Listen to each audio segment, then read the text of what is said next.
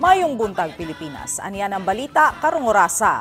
Gikalipay sa mga organizer ug security forces ang nagmalampuson nga Kadayawan Festival karong tuiga. Gipaniguro sab nga masolusyonan na sunod tuig ang mga nasinatiang problema sama sa pagkulang sa hotels tungod na sab sa pagdagsa sa mga bisita. Si Roda Hernandez sa report.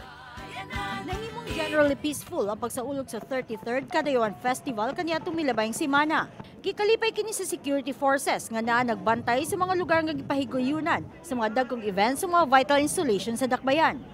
Sumala ni Davao City Police Office Director, Police Senior Superintendent Alexander Tagum, wala sila nakitang mga problema sa selebrasyon sa Kadayawan. Hinuon, aminado kini nga dunay mga gagmayng panghitabo sama sa pagkawala sa mga bata o mga butang sama sa pitaka, apan dali sabdayon kining girespondihan sa kapulisan. Unang-una, nagpasalamat na ang annual celebration sa Kadayawan Festival sa Davao City for the year 2018 is generally peaceful.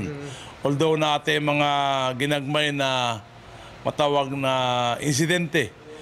Ang Task Force Davao wala sab natalang mga dagkong insidente. Gani gawa sa ilang fixed checkpoints na nasab sila mga random checkpoints nga gipahigayon.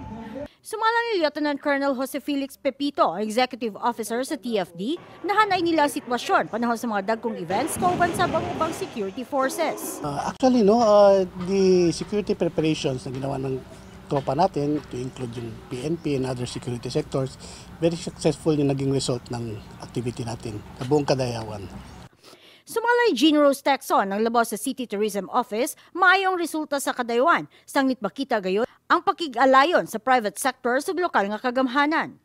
Gibutyag sab niini nga mas maayo kung mas daghan ang mosalmot nga tulungaan sa dakbayan sa indak-indak o guban pang aktibidad tungod kay ato kining selebrasyon.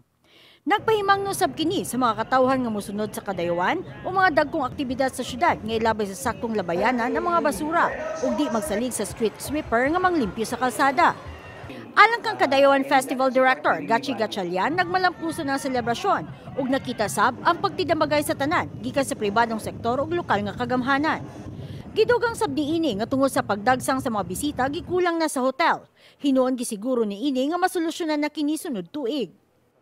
Overall po, we are happy to say na the most recently concluded Kadayawan Festival 2018 was very successful, mainly because of so many contributing factors.